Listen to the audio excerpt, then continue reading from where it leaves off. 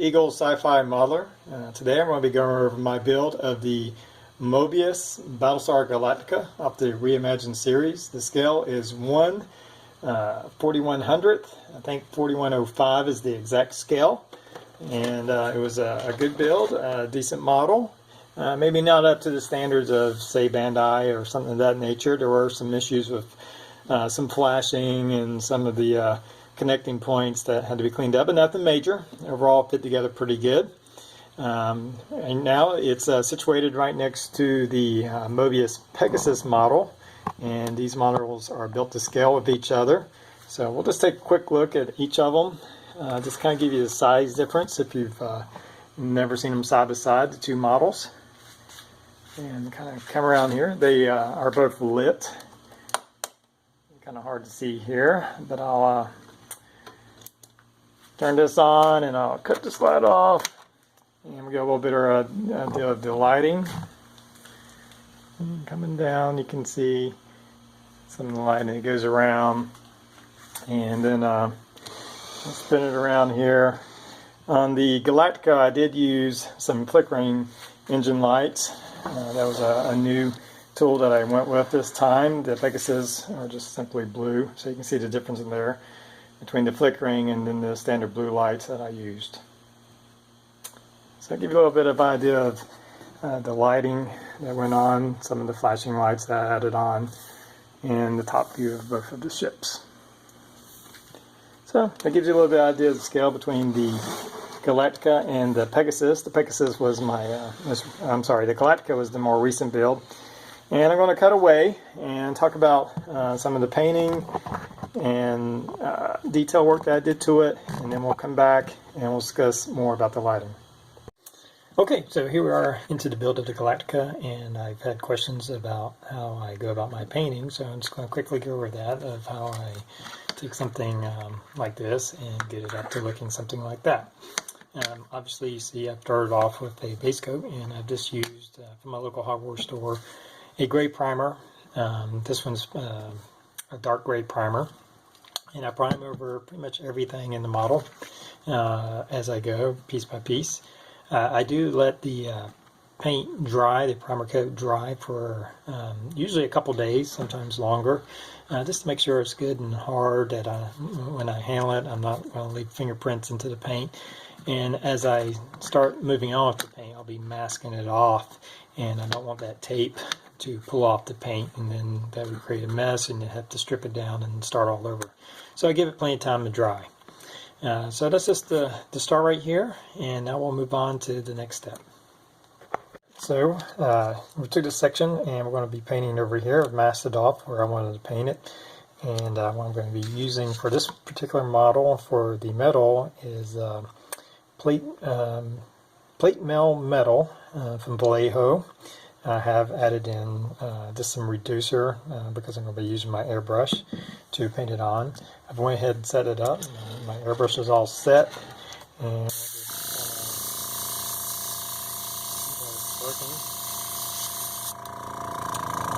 and now that I have it on there, I'm just going to go over real light.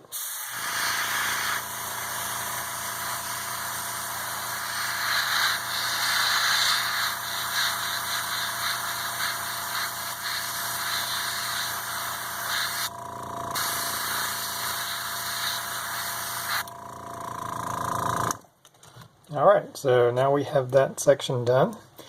You can do this with a spray can. You're just going to have to make sure you mask off more. You're going to get a lot more overspray with a spray can. Airbrush, you're going to have a lot more control. And let's take a piece off here. I am going to be coming back and doing the same thing here, but I wanted this, there's a seam right here, and I didn't want that painted, so I'll come back later. I'm going to give this a chance to dry, and I'll take this off, and then I'll hit this area too. And so now we're getting a little bit closer to what we look like on the two sections. So that's how I'm getting the paint done, and I'll come back with more in just a minute. Right, so here we are. I've painted the front end of this particular engine, so we're set as far as the silver plate on the top of the engine. Now we're going to move into more of the weathering stage of the model, and what we're going to use for that is I'm going to use these dry pastels, and I got this idea from Interstellar Modeler.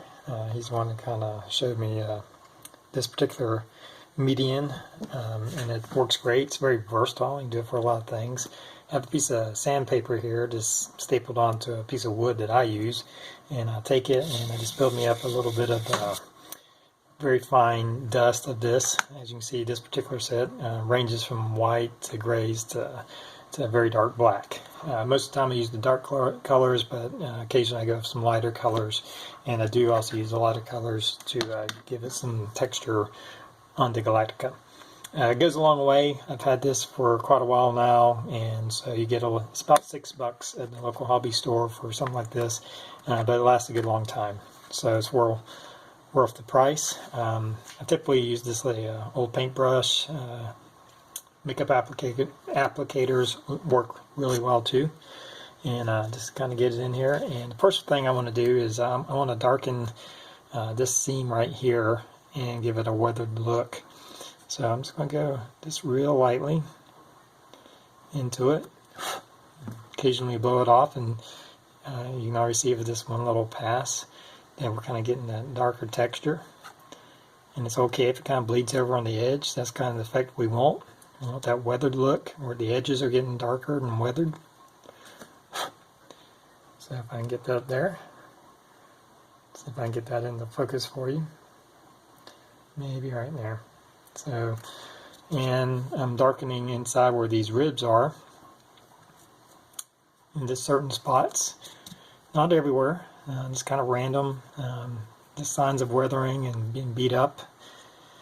And do a little bit of that, and now we can we'll do that over the rest of it. We're going to show you something else we can do before we move on, so I'll be right back. Alright, so it's coming along, the engine's coming along. There are some panels I have to come back and I didn't realize I didn't catch these. I'll have to repaint silver. I'll come back and do that later. What I want to show you is I'm going to use this Sharpie, this water-based silver paint. It's a very close match to the silver that's on here. And what I'm going to do for the ribs of this, instead of trying to go through a paint, I can simply come down and I'm going to go through all these individual ribs. And start seeing the detail that I'm starting to add on. Just have to be patient with it and go slowly. And we'll start covering up these ribs to give it that really detailed look. So we're getting closer to what this looks like, and now we're getting the paint in there. And we'll go through and we'll use this. You can use a Sharpie. The Sharpie has a bit of a different texture. This is just like a metallic marker. It works, but it's a little different looking than the actual paint markers. So this is another tool I'll use for these really fine details, and I'll come in and do all these different ribs, as you can see on this bigger section of the main body where I've detailed in. I've did some of the panels, and I'm working on the ribs. Also, as you're doing the pastels, as you're doing it, you want to occasionally cover it with a clear dull coat to lock it in. It is just a powder, will come off it. When you coat it over with the clear coat, it'll lock it in and you'll be good to go. And I'll do the same with that. It's going to be the next step. I'm going to put a clear coat over that and lock it all in. So that's this how I'm doing the paint process of the Galactica. And if you have any questions, feel free to ask. Alright, so now that you see how we kind of got it built up to that point, just going over some of the lighting. As I was showing you earlier, there was flickering lights put in the 4 engines. I've seen it lit where they've actually lit the inside too. There's like 2 inside, and I chose not to do that. I've added on some red flashing lights here, and those are just fiber optics that lead down to a red flashing light.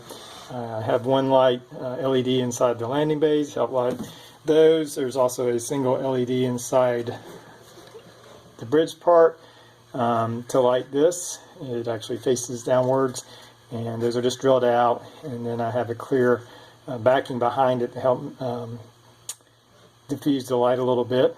I also added in some fiber optics right here as like running lights for the front of the ship.